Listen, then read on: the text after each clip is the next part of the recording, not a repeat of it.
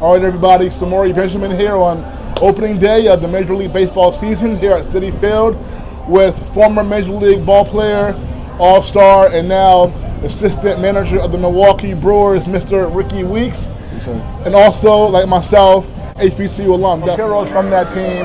This right here is Ryan Weathers.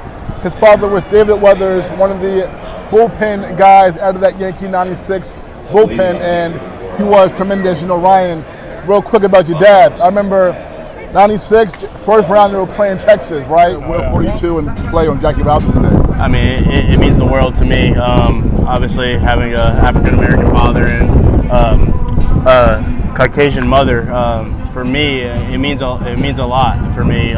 Just for Jackie to break barriers that he did for African-American players and baseball in general. I just remember coming with all the security from the president, and I knew something special was about to happen because the commissioner was there, the president, and Miss Rachel Robinson was there. So, and when they retired the number that night and grandfathered me into wearing the number, it was just an ultimate honor that I could pay back to Jackie and his family. The next day. So going back on the second year, my senior year, more guys started coming up asking more questions. So I figured I got a chance. I was already, a scholarship athlete in football. So it was like, man, to have options was really good. But then I got drafted, and then life completely changed in that moment. I had to ride my. What is that Falcons? Yeah, I like the Falcons. Your favorite Falcon of all time? Mike Vick. See, my man, of course. I asked you, of course, because Mike Vick, my favorite athlete of all time. Yeah. Straight up, my favorite athlete of all time. Awesome, man. Now, if we're not going with the straight answer, like the kind of like obvious answer, I'd probably say Warwick Dunn.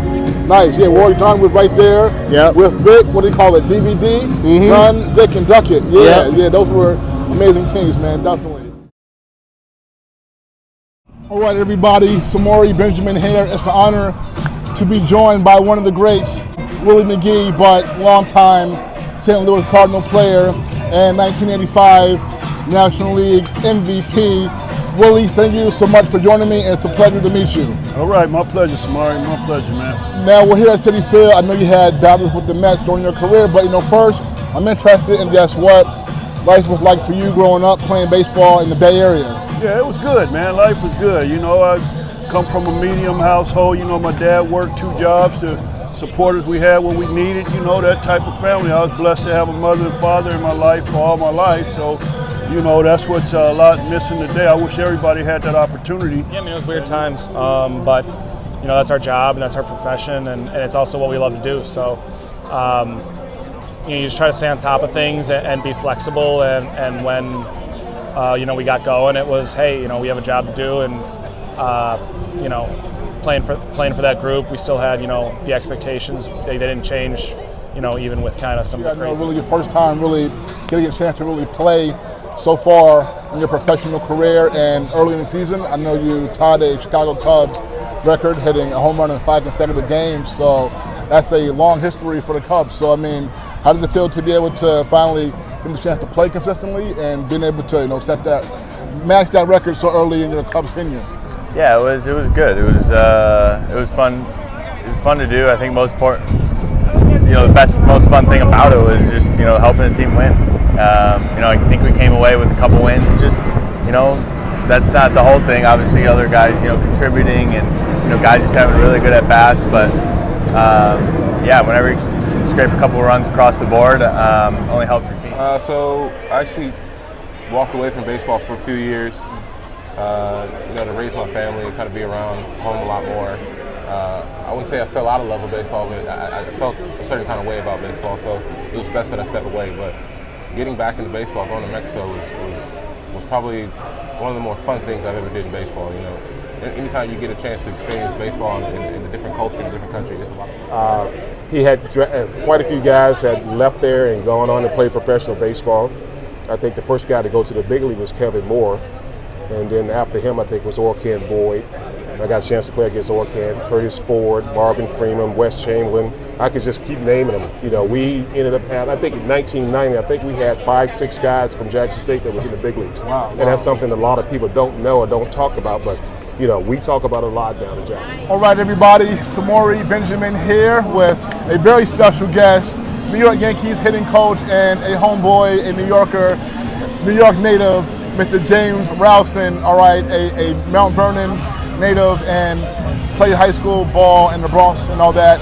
James, thank you for joining me, man. And it's amazing having you here with the Yankees. And I got a chance to meet you for the first time about 3 years ago with the Marlins when you were with them.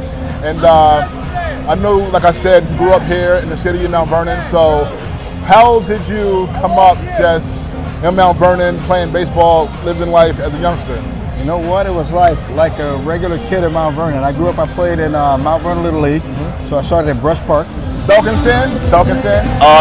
A Falcons fan, yes, but I was also kind of a fan of whoever my brothers were playing for at the time. So, but definitely Falcons fan. So, do your brothers play in the NFL at all? Oh, they did. Oh, wow. Okay. Brothers and my dad. Yeah, your father, right? I knew. So, yeah, brothers too. Okay, yeah. Right. So, what team did your brothers play for in the NFL? So, one of my brothers was the Lions and the Giants, and then my other brother was the Bears and the Falcons. What's your brother's name? TJ and TJ Jones. TJ Jones, nice man. Okay, awesome. So, so are they older or younger? Oh, they're older than me. So, how was it just having the older brothers who were so good in the athletics to look up to coming up? It was amazing. It honestly was everything I needed. I had an example right in front of me of what it took to get to the next level every time they ascended, either whether that was high school to college or college to the NFL. And our inspiration was Hugo Cabrera, who lived here in New York and went to and was the first Dominican ever to go to an NBA camp with the Milwaukee Bucks. He didn't end up making it, but then one of my best friend growing up was the first Dominican to play in the NBA, who's Tito Horford. It's Al Horford's dad. We grew up together playing basketball and baseball, and back then basketball was like my passion, but my dad kind of stopped me cold and said, how many Dominicans are in the NBA? None back then. How many Dominicans in the MLB? You're not playing basketball anymore, you need to start playing baseball. And that's how I stopped basketball and ended up as a professional baseball player. Former Met, Michael Conforto. And Michael, good to see you back here in Queens. And folks, I got a chance to meet Mike here when he first came up with the Mets in 2015, and that year they went to the World Series, so that was a special year. But Michael, welcome and welcome back. Thank you. It's good to be back. How did it feel just when you come back to Queens City Field, where you began your career? A lot of memories coming back, a lot of really good feelings. Obviously a World Series here, went to an All-Star game. Okay, so now also 92, you get drafted by the Colorado Rockies. Yes. And that was their first ever draft. Yes. They were an expansion team. So just how was that feeling for you, that journey from Mount Vernon High School, Mercy College, FIU, and now you're drafted by Colorado? It was, to be honest with you, it was shocking. to say it that way, it was shocking. There was very few people that looked like myself. Quentin McCracken, who I'm still very good friends with to this day, was my best friend. We were actually roommates. Actually, Craig Counsell was my first roommate, and then Q became my roommate. But it was just shocking to see all the different things that were kind of going on at that point in time, and being able to get ahead and say, you know what, I'm in a different realm. Fast forward, you get traded to the Dodgers, and then in 2017, your first World Series. Before that, you won the NLCS MVP. I know that was a great moment for you. What do you just remember about that series and how it came together for you? I think it was just that whole year was special. It was kind of a breakout season for me, and my first full season with the Dodgers, and just the whole playoff run. It was a special team, and obviously having a good playoff and making the World Series. From the year prior, I was mostly in the minor league, so everything just happened so fast, and it was kind of a whirlwind, to be honest. But I was just so excited that my dreams were finally coming true, and I was playing up to the level I always expected myself to play. You were in the minor leagues for a few more years, and I know 2014, the Yankees, they gave you an opportunity. So you played some games with them, and I know that you scored Derek Jeter's. Folks, Derek Jeter, we know his last Yankee Stadium game, where that crazy game where the Yankees were losing, then they ended up coming back, and last play, Derek Jeter walk-off hit, Yankees win. My man right here, Antoine Richardson, scored that game-winning run, Jeter's last RBI. So That's crazy, man. You're in history for that. So 2014, 10 years ago, actually. So what do you remember about that time? Oh man, what just grateful, right? Like, I mean, the experience, just experience those moments. Like, you know, get a chance to play with guys like Carlos Beltran, CC Sabathia, and obviously you mentioned the captain, you know, Derek Jeter. It was just really cool opportunities, and you know, that night was just memorable, man. I just remember the stadium rocking. It felt like a movie, you know what I mean? I felt like a fan the entire time, man. I remember having to kind of knock myself in the head and pinch myself a couple times and be like, hey, man, you got a job to do. But definitely grateful for those moments, man, because it takes me right back to the Bahamas, right? And be like, dang, like, it's a long way from home, you know what I mean? Playing at Horace Mann in high school, what was that like? And I know you had rivalries with Riverdale High School and all that, so how was that in Philson, probably? Yeah, you've done your homework on Auditory Preparatory League baseball, the Ivy League Preparatory League. I grew up in the city, so definitely no, I know about that. Yeah, I mean, listen, it was very fun, but it was a challenge at times, you know? Like, we're warming up in, you know, in gymnasiums where we'd taken barely any swings before the game, barely have any time to warm up because of the traffic in New York. And if we got a chance to play on Randall's Island, it was raining all the time for whatever reason earlier in the year in April, so the season was always shortened. July 11th, 2021. Do you know what happened that day? I do know what happened that day. Okay, so I'm going to tell everybody. So on July 11th, 2021, my man right here, Pablo, did something that nobody else has done, and he struck out the first 9 batters of the game against Atlanta. So nobody had ever struck out the first 9 batters to begin a game. So what was that like, man, and how were you able to do that? Man, that was unbelievable. I didn't know it was an MLB record at the time, and I think for me to be able to do that, I needed some special help. That day, I will not remember for many reasons. It was the 1-year anniversary of my father passing away, so I think something special. Yeah, so that year, July 11th, was his 1-year anniversary of passing away, so I think that extra help I needed, he gave it to me. All right, Samori, Benjamin here at Yankee Stadium before the Yankees take on the Twins. There with Minnesota Twins All-Star outfielder Byron Buxton. Byron, it's good seeing you again, man. And folks, got the chance to meet Byron back in 2013 at Citi Field when he was in the game. And like I was saying, Byron, it's always great seeing you young guys. I get a chance to meet you at the future game, and then I see you all get in the major leagues and do your thing. So always great seeing you. And how was it for you to get to be around the major league game and major league players as a young kid? Oh, it was awesome. You know, Derek Jeter, those guys were my role models, and my dad was on the Yankees, so, you know, coming in the clubhouse and seeing Derek Jeter and being able to hang out with him, it was like a dream come true, honestly. Well, so what was it like to hang around him? Man, it was awesome. He did everything that people would say, you know, it was, even as a kid, you know, that's a lifelong impression that he left. You know, I'll never forget. You know, just being able to have that, you know, a lot of people don't get that access, man. It was awesome. You know, it was an awesome thing, and I feel like, you know, it kind of helped me out today. Like today, I see people who, you know, got status or more fame, and I ain't really, you know, I don't really get too excited. I think, you know, those kind of things just kind of help with growing up as a kid, being around all those, you know. Now you played your first 4 or 5 major league seasons with the Yankees, so made your debut in 2017. That was a good Yankee team. So what do you remember about making your debut in 2017? Wow, surreal, dude. My family flew in. Yeah, it was cool, bro. I remember driving up to the stadium and like the first time seeing the 3rd level, and I was like, damn, this is it. But man, I couldn't have been happier to make my debut in front of my friends and family, man. It was cool. I think we won that game too, so that was always nice.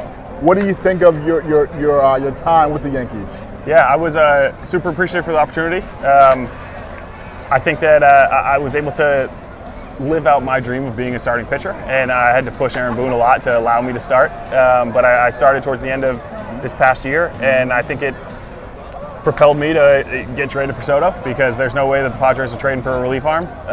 And I think that it was a great experience for me. I think that it's so true what Jay-Z said, if you can make it here, you can make it anywhere. So I think that the pressure of playing in the Bronx allowed me to not really feel the pressure anywhere else. And it's been a great experience. Getting here. Now, first time I saw you, man, you homered off of the guy that I really love to watch pitch, that Tristan McKenzie. I know that was your first game. Yeah. You homered off of him, and so immediately your first game, I was like, oh, Gunnar Henderson, who is this kid? And you flew around the bases and all that, man. So what do you remember just about that, your major league debut? Yeah, it was definitely a whirlwind. I remember the night before when I got told I was going up. I tried to have everything packed up, and then obviously I was still like mind was racing, so I didn't get but like 3 hours of sleep, 3-4 hours of sleep. So it honestly helped calm me down because I didn't have much energy, but adrenaline was just kind of fueling me through that day. So yeah, it was definitely a whirlwind, and obviously being able to hit the homer, it was really cool. But I just remember as I was going through the swing, then the helmet flying off, and then obviously everybody saw that. So it was definitely a memorable first homer. Okay, so you were 30-30 that year, like I said, the only Oriole ever to do that. How were you able to do it? And that's amazing, man. Yeah, just something about what I was doing was just clicking. You know, it was, and I'm always trying to strive for, you know, doing better than that. It was like, okay, that's one of my better seasons. It was like, I still feel like I could have put out more. You know, not to put pressure on myself, but I know I can be that player day in and day out. Just need to maintain that focus. Being such a big Yankee fan and a Willie Randolph fan growing up, that was really awesome for me. That's great. That's great. And I know Reggie came to Oakland late 87 when you were there, when you first got there? 87, yes. Okay. I was on that team with Reggie. Reggie's last year was, you know, my first year in the big leagues. I got parts of 87. And, so and Reggie wasn't playing all the time, so I remember that September being on the bench with Reggie quite a bit. That was another big thrill in my career, just to again, you know, a former childhood hero and then ended up being my teammate. It's a little surreal, but it was. So those are certainly highlights in my career. But 2017, you have a great season, a 2.98 ERA, and you make your first All-Star team in Miami. And so, how was that experience for you, coming and having that strong year and making that All-Star team? Yeah, I mean, it was really fun, you know. When you are going the off season, you work your ass off, and you come back and you see the results. I mean, they pay off. So it was really fun, you know. We get to compete, we get to go to the playoffs and compete in the playoffs. So it was a really fun year for all of us. But at what point did you think that you had a real shot at making a hit to the major leagues? Probably around making it to the big leagues. I know out of high school when I got drafted, like being an 18-year-old kid, I got drafted. I was like, I'll be in the big leagues in 2 years, like next to Mike Trout. You know, that's what every young kid thinks. And then right when you get to pro ball, I understood that it's not going to be like that, and it was going to be a grind. So I think knowing that I got to a point where in pro ball I had been my 7th year of minor league season where I just remember to be thankful for the moment and be thankful for playing baseball in general. So now I'm thankful to be here right now for sure. This is awesome. In college, you were a Florida Gator, and I know you played with Harrison Bader. He actually told me how he took you before you got there. He showed you around the campus and all that. So how was it to be able to be teammates with him and also Danny Young, the pitcher, and all that? Yeah. Then also having Christian Scott come up as well. I mean, having 4 Gators is really, really awesome. Having that shared experience, it's a really special bond, and to be able to play with guys that I either played with or went to the school, it's really fun. It's really special because this is the highest level, and it's really amazing that's been able to happen like that. Between 2 red-hot teams, the Mets and the Houston Astros. I'm here with the only black general manager in Major League Baseball and a guy who is from the area, New Jersey, Mr. Dana Brown. Dana, thank you for joining me and nice meeting you. Thank you for being on. Thank you. Definitely. Now, so you're from the Jersey area, and so how did you get into baseball and sports growing up? Yeah, so I played, of course, in Little League, then I played in high school, and then, of course, I went to Seton Hall. Yes. After Seton Hall, I graduated and was drafted by the Phillies. And from that playing career, that led me to a coaching career, to a scouting career, to the front office. All right, everybody, Samori Benjamin here with a very special guest, someone who is a Norfolk State alum like myself, and he is now a member of the Cincinnati Reds coaching staff and also a Norfolk State University Hall of Famer, Mr. Terry Bradshaw. Terry, man, it's great to meet you, and thank you for joining me. It's a pleasure to be here. Yeah, definitely. And so I know you're from Virginia, of course, and like I said, I went to Norfolk State as well, but just how did you end up going to Norfolk State? Well, obviously being from Virginia, playing a 3-sport athlete, actually went to Norfolk State to actually play basketball and baseball. Yes, I went there actually on a dual scholarship. The basketball didn't work out, but Marty Miller always told me, you know, you always got a spot here on the baseball team. So played basketball for about, I don't know, just went to the workouts in the summer. You have a favorite team, favorite player growing up? Well, I actually, being from Michigan, I was a Tigers fan growing up, and then you know, like the likes of Lance Parrish, and as I got older, I liked the Darren Daltons of the world, switch hitting catchers, and then my all-time favorite was Bo Jackson. Yeah, no doubt about that. Bo Jackson was the man. Okay, so Tiger fan, so 84, they won the World Series, and you won the Little League World Series, so how about that? Yeah, it was and it's such an opportunity for us as kids to you know, have a team that advances and wins. I think we had to win like 18 games, and then got an opportunity to get to Williamsport, and then got to the finals. And Williamsport, it's a lot different then, but still the same excitement around it, where now everything's publicized and TV games from the time you're in regionals on through. And you know, then it was just one game on TV, and it was Wide World of Sports on ABC, the final game. Cool, and especially having CJ there at shortstop. I mean, I get to play next to him every day, and I think we kind of feed off each other's energy a little bit. You know, he's doing good. I mean, he's picking me up. I'm picking him up sometimes. So I feel like it's just one of those things where, like I said earlier, we're all just pulling on the same rope, and we're going to win a championship, and that's just part of this organization. I think everybody's got their mindset towards that, and it's going to happen if you really believe it.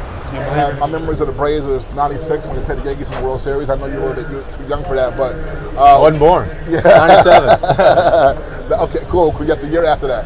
But what's it like for you to be in Yankee Stadium and be able to play big games here? It's awesome. I mean, you grow up as a little kid, and you know, in the backyard, you set the scenario up of 3-2, bottom of the ninth in the World Series, and then you come to these stadiums.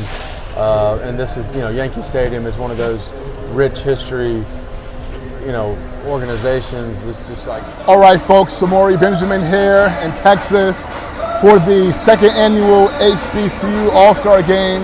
And I'm here representing Norfolk State, and right here I'm with a fellow Norfolk State Spartan who is part of this game. He's also from New York, like myself, New York City. Jamal Ritter. Yes, Jamal, it's a pleasure meeting you here today, and congratulations being in this game, man. Thank you, I appreciate it. I thought it was good competition. Like it raised dogs because of the cold weather, so it was always some good competition for sure. And what position do you play? I mean, you get to enjoy it. Like, I mean, it's just a once in a lifetime experience, but you get to experience it all the time. So when he played with the Yankees, I got to meet like Derek Jeter and Alex Rodriguez and all those superstar guys that are going to be Hall of Famers one day. So just getting to be around those guys, it just means a lot. I had very close-knit family. I have 3 older brothers, and my dad, my family, ever since I came out the womb, I was the last one to come out in my family, but ever since I came out, it was all baseball in the house, so, I just had to hop on the wave. Thank you for having me again. It's great seeing you. Thank you. Yeah, I mean, this Futures game, this experience today was incredible. It's such a well-run event, and, we have so much fun. Being able to connect with everybody, and we all got different things going on after, and we're going to be linking up and doing whatever. But this is just a great event. MLB does it well. We have a lot of fun, and it was just a great game. Draft process wasn't my favorite, but it all worked out in the end. So I'm grateful for the opportunity. Super blessed to be here. Awesome. My uncles, Dimitri and Delma Young, they played in the major leagues, so I got in from that. But then also, I played a lot throughout my young career, and then I've been playing a lot. After I interviewed you, I saw your dad in the stadium. I told him I just interviewed your son, so that was really cool. Now, you're from California, and I know you played some in Las Vegas as well. So, what was baseball like in California and Las Vegas growing up? Yeah, I mean, I think it was really good. Great competition. I think it prepared me, especially Vegas, when we ended up moving there. Really. And where are you from? I'm from the Bahamas. From the Bahamas. Yeah. Wow. Okay. My favorite player to watch right now from the Bahamas, Jazz. Yes, sir. That's my guy. Yeah. And there's even rumors that he might be traded to the Yankees maybe come after the All-Star break. So that would be fun. Awesome, man. So how did you get into playing baseball in the Bahamas? So originally, my brother is the reason why I'm playing baseball. He started playing baseball before me. Your first All-Star game How was the experience? Yeah, it was awesome. It feels like such a lame word to just say awesome, but I mean, these days kind of flew by. I'm sure in a couple days I'll be able to put it into better words, but I mean, this was a lot of fun. Just an honor to be here. Afro-Americans playing the game right now. And in fact, tonight, because Mookie Betts was hurt, you were the only Afro-American position player playing for the National League. So just knowing that, you have black kids watching the game and you're like the only Afro-American player they see in the National League. Just what does that mean to you? Yeah, I try to represent, anybody can do it if they want to, you know what I'm saying? So just to be able to do that I'm grateful. Well, I grew up watching the Rangers, grew up coming to the ballpark in Arlington. My dad, he was a big Rangers fan growing up, and our family being from Puerto Rico, we were big Pudge and Juan Gonzalez fans. Rangers had a lot to do with it. Did a whole lot. I mean, the Youth Academy in Compton was the first youth academy established at the time, and now there's multiple throughout the country and even overseas. So it's exciting to see the growth of the academies and the impact that they've had on players, obviously including myself and J.P. Crawford and Anthony Ghost, Aaron Hicks, Dominic Smith. There's a bunch of guys that have come through there, and a lot more since then, but man, great people, a great family. It feels like a family even when I go back now. It's just a great group of people and helped me develop as a young player and as a young man. It's been awesome. I got to grab dinner with my family Sunday night, and then yesterday, it was awesome with the Derby and all the different media and signing all those things. It was cool, and then today is even cooler because we get to play a second time. So I've tried to just enjoy the moments this time instead of being overwhelmed. So just those little things. Is there anything that you would like to accomplish today that maybe you did not get a chance to do last time? Get a hit. Yeah, so hopefully I get a hit today. And it was great. I got the opportunity to play best players in the world in the 18 and underage, and some of them are here in this room right now. Some are in the minor league still. Some are I got to play with a lot of players, and it gave me a lot of great experiences, exposure. And I think it helped me as a player get better. It was a blessing. Dream come true. The team is playing well. We had a good vibe. We communicating at a high level, and that's what it's all about. In terms of the OMG song, it's been a very positive vibe around the guys, and that's what it's all about. It's a long season. It's a game of failure, so you got to stay positive and just take it one day. It was awesome. I mean, granted, it's tough in New York City. There's a lot of schools, but there's talent here. So it's a little bit different than other states. But I enjoyed it a lot. Being able to play against a lot of my friends in high school, a lot of really good players. Granted, not a lot of them made it to the major leagues, but just a really good talent for New York City. I'm happy that more guys are starting to get drafted out of here, and more guys are starting to get signed because there's some really good players. I mean, it was the last goal was made through my dad. It was tough for me to really get out of the baseball player uniform and put the baseball coach uniform, and because I didn't want to. I thought I was failing. You're from a baseball family, so you're trying to make it to the big leagues. That's your goal, and you think you have your whole life plan where you're going to play for an X amount of years, and then after that you're going to retire and be a coach, similar to what my dad did. But that wasn't the case with me. I didn't get to play as much. So when I got released for my third time as a minor league player, it was a decision time just because I got a call. My reaction, I didn't believe it. I didn't want to believe it because I was in AA. I thought I at least would have had to stop by AAA at some point. But yeah, it was fun. I guess the whole season I didn't really feel as much pressure because I was a young guy coming in, bottom of the order, just had to do my job and play defense at the same time. So I didn't really feel as much pressure, and that's probably why I had, I guess, a pretty decent year. Getting to the Manny Mota Little League baseball there, it was probably life-changing for me. I didn't know at the time, but it was. Because Manny Mota encouraged us to go to school. Not only play, but you say your education is really important. And there's one quote that he said that impacted my life, and I remember that in baseball you can win, you can lose, but with education you can always win. Mm-hmm. And then he also had the connections to get scholarship, come over to the States. Mm-hmm. And that's how I ended up getting a scholarship and came over to Gulf Coast Community College in Panama City, Florida. I just remember getting to the stadium and things were just going fast. And I see Torrey, he's jogging out towards the exit and say, "Hey, what are you doing?" I was like, "Nothing." He said, "The game's starting in 15 minutes." I was like, "Oh shoot!" So I got out there, and one of the guys asked to play catch with me, and I hadn't slept, I hadn't ran, ain't done nothing. I was so loose. It was crazy how easy it was to get loose. Ended up, that was in Kansas City. We flew to LA after the game. I ended up getting a pinch hit that third game.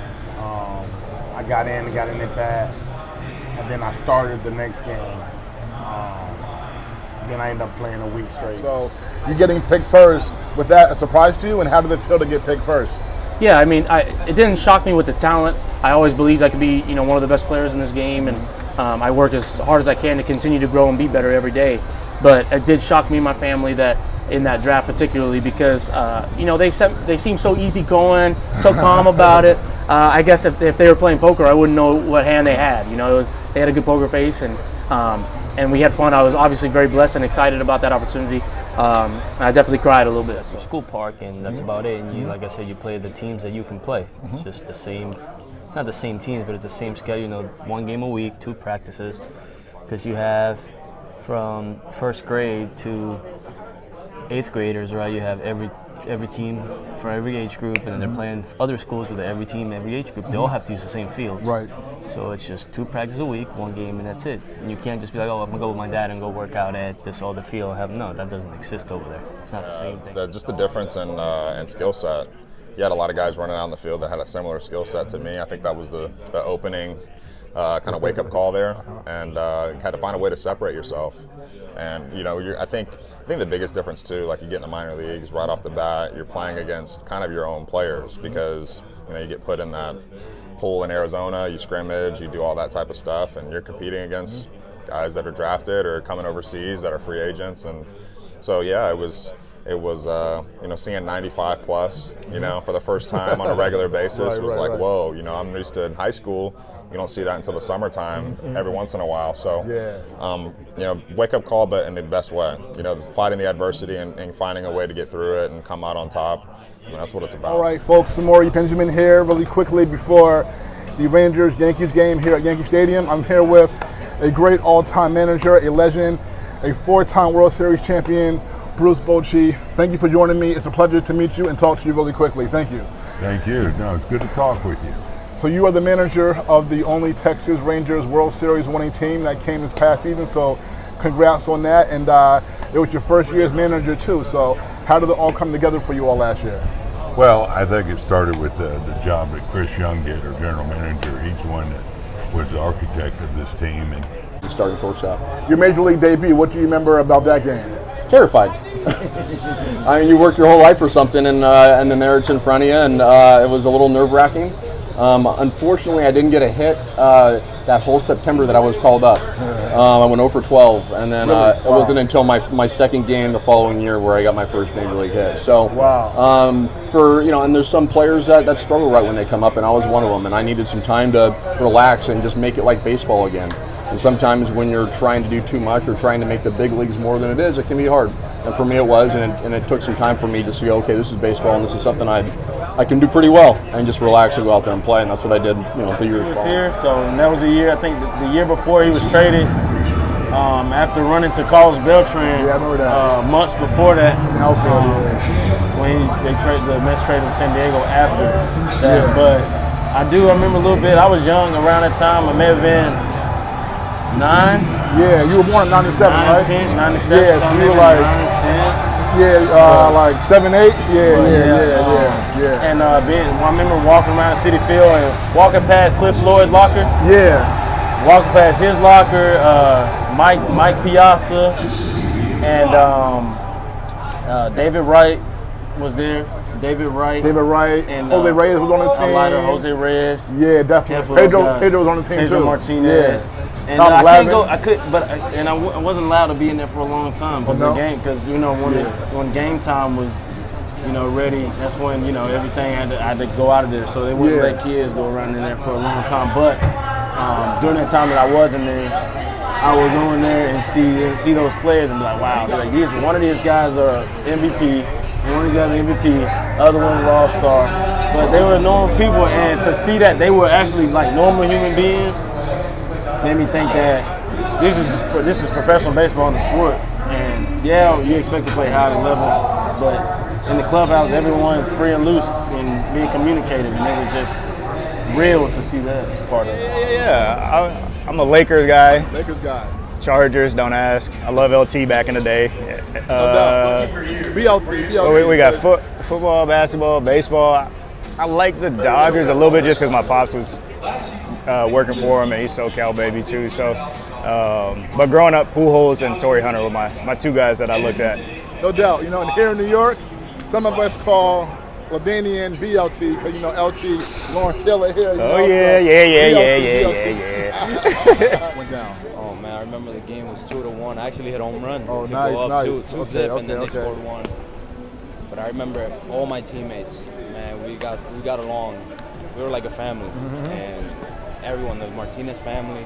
I remember we packed the whole stadium, this Grand Street campus, and I remember that moment. I would never forget that. Majority of my life, my dad was playing baseball, and I got to be in the clubhouse almost every day, and just hanging out and being around a bunch of really great baseball players, and during the game be able to hang out in the cage whenever we were on road trips, and me and my brothers we'd just hit and challenge each other, and so a lot of really great memories of being at the field, and here I am now. I'm starting my own career. I mean, we were both freshmen coming in, so knew he could hoop a little bit, but after kind of seeing him emerge to who he is now, I mean, the guy's a star for the Knicks. So, but nah, we still keep in contact to this day. Like, we have each other's socials, but I mean, yeah, he's a great guy. That's how we just met in college my freshman year. Did you feel like you should have been picked higher? And I only say that because, you know, fact, the #1 overall pick that year, Mark Appel, only made like 1 or 2 appearances ever in his career. Took him about 10 years to finally get the call. So, did you think at that time that you should have been picked higher? No, I don't really worry about that. I think everything's worked out for a reason, and you know, the Royals gave me the opportunity, and you know, I was looking for that. And yeah, like I said, everything's worked out for a reason, and you know, I wouldn't change it for anything else. So today actually marked 35 years of me debuting in here in the Bronx as the first Curacao-born player, and then, you know, obviously, you know, the rest is history with Andrew and Didi and Scanley and, you know, Ozzy these days, and you know, Xander Bogaerts, Kenley Jansen, Andrelton Simmons, you know, profile. You know, growing up, all I wanted to be was my older brothers. They gave me so much inspiration, especially as we got older. You know, they both, when I was younger, I got to see them both go through very challenging things in their life, and their lives, and they overcame them, and they both persevered. It was, you know, they both. My one brother has dealt with Crohn's disease ever since forever, and my other brother had like a big time injury his junior year of high school, and I've seen them both persevere through, you know, through sickness and injury. So yeah, I gained a lot of perspective, inspiration, and. Was a pleasure. Now you came here, it was a blockbuster, that trade. So did you feel any pressure as a youngster when you came here? Yes. A lot of pressure because, you know, obviously I got traded for Bonilla. He was a super productive player, and, you know, coming here and the expectations, and was a little bit, you know, obviously the grind of baseball. It is what it is, and but it was a good one. You know, it's a good experience, good vibes, and, you know, it's baseball. So I got to play here, and I got to play a long time professional baseball. So, you know, I can't complain. How did it feel to lead the league in stolen bases at the end of that regular season after, you know, your 10th year or so that's in the league? Yeah, because I had always wanted to lead the league. Oh, yeah, I've been trying to lead the league for a long time. Right. But I realized that I didn't get enough at-bats. I didn't get enough plate appearances to lead the league.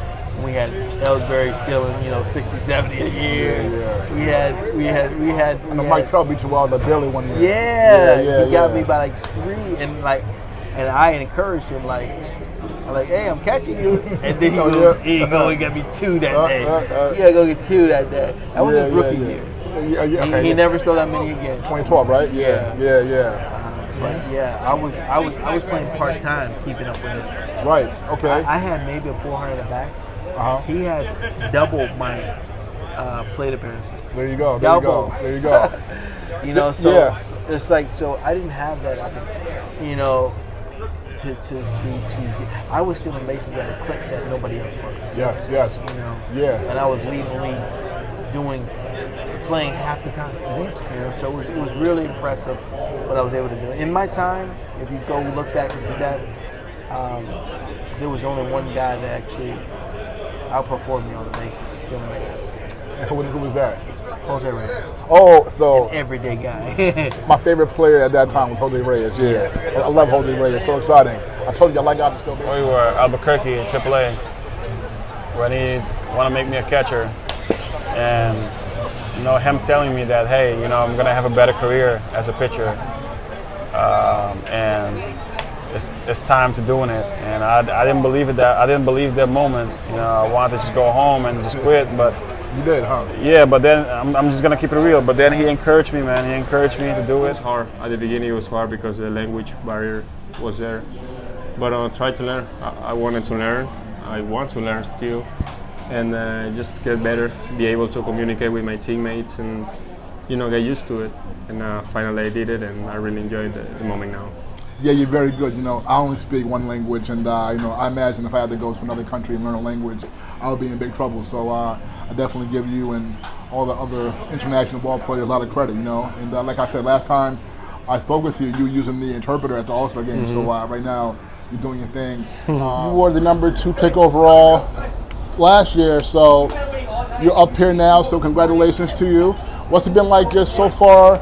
Early, your first big league at bats and appearances. Yeah, it's been great so far. You know, a lot of transitioning and moving around this year, but other than that, it's been fun. I've enjoyed every second of it. So, your father was at it for a long time, managed really a lot of really good teams, got close a lot of times, was not able to do it. So many variables to winning and losing. Somebody got to win, somebody got to lose. What was it like just first, before your dad won, what was it like just being with him and him not winning all those years? I mean, obviously, like it hurts in the moment. You know, I mean, you want them to win and you feel like they have an opportunity, but you know, the game is so small. I mean, you gotta have a little luck sprinkled in there, and you know, always the best team doesn't always win. You know, no matter what, we've seen that in baseball. A bunch of wild card teams rip off a run and they're in the World Series. So. It's kind of just, the stars align and got to every moment that, they gave me some of their time to teach me the game and, keep me working hard in the cage or taking ground balls or whatever, just kind of following in the footsteps of my brothers probably got me to where I am today. And so now you are the only one that made it this far, right?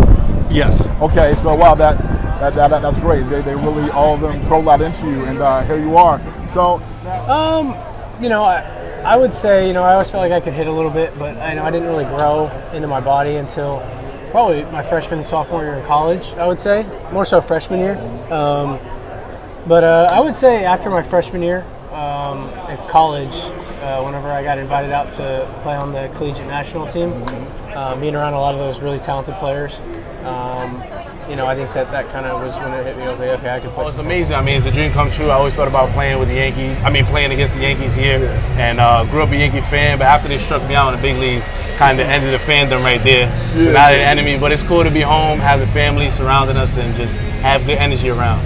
I always wonder what it's like for you ball players who grew up a fan of a certain team, and then you get drafted, and then you got to turn it off. But I wonder what that's like, because that definitely seems like it can be difficult. But so it's not. All I remember is calling my mother and just letting her know that I got the call, and just listening to her voice over the phone, being super nervous. The whole thing was a surreal moment, and it's the type of stuff you dream of. It's the type of stuff when I was a minor league coach, I wanted all the guys to experience. So it was just a surreal moment. Obviously, childhood dream, being able to play this game professionally and play it at a high level, and now being here a coach, like I said, at the end of the day, it's just a true blessing. That's awesome, man. What's maybe one of your best memories of being around HBCU ball and all that? Oh man, I think my dad was just fortunate enough to have a lot of winning teams, especially at Lieutenant Cookman. I think he won like 11 out of 12 conference championships as a head coach. So in the MEAC, right? In the MEAC, yeah. So just seeing that. And then obviously him going over to Alabama State and him, I think it was his 5th year there, going undefeated in conference and end up winning the conference championship there as well before eventually taking the job at FIU. So it's been really cool just to see, winning baseball, and it's something that, it's been ingrained in me, and it's, it's fun to be a part of a really good team right now. And a little bit of an aspect of like playing in that era, but at the same time, there's some monumental historic things happening, whether home run records, and that was exciting. And I think the game was going through a lot with the strike and the looming questions around unions and negotiations. So I do remember a lot of that because I was a union rep for the team. And so there was the challenges about, well, are we going to play, and are people going to come back and watch the games, and all these questions. But I know that there was historically some, guys who put up some great numbers during that period of time, and it was very competitive to face some of these great players. And so from there, I really feel good and proud of my career. It's like glad I was able to play almost 9 years and make the most of it. It's very, you have to be very fortunate and a little bit lucky to be able to make a career. It's great. Cincinnati was a perfect place for me to start my career. It was a great baseball town. I had Pete Rose as my manager, was even better, and I had a bunch of great teammates there. So for me, I thought it was the best 6 years for me to get ready to play here in New York. Even though we used to come in twice a year to play the Mets, I still knew what to expect. Met fans are the best knowledgeable fans. They love their baseball, and they're going to let you know when you do well, and they're going to let you know when you do bad. Yeah. What was it like playing for Pete Rose? Pete Rose is great. Pete had 2 rules: play hard and be on time, and that's all you wanted to do. They would have said you're getting drafted in the 20th round. Right. I would have been like, I'm getting drafted in the 20th round. Yeah. But Peter Gammons, the great Peter Gammons, the Hall of Famer, had a diamond notes on ESPN. Yeah. Remember those? Yeah, hell yeah. Remember those in the Sports Center? Yeah. We're sitting around the sofa, and that's all there was. There was no MLB network back then. So we're sitting there waiting for Sports Center, get Sports Center, here come Diamond Notes, and all of a sudden I see me hitting a home run to right field, and I see me stealing a base, and he's like, Eduardo Perez guaranteed to go in the top 20 picks, and I was like, what? And my phone in the house started ringing. My teammates are like, are you kidding me?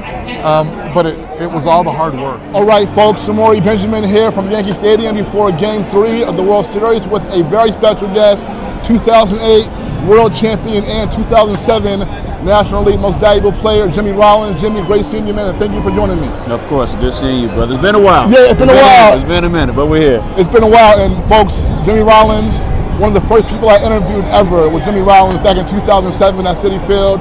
That was the 60th anniversary. Jackie Robinson mentioned the color barrier that year, and I remember asking you, I was doing a project about the decline of Black Americans in baseball and all that, and you were giving me some great knowledge, man. But we're here at the World Series. Yankees are down 0-2, so how can the Yanks get back in the series?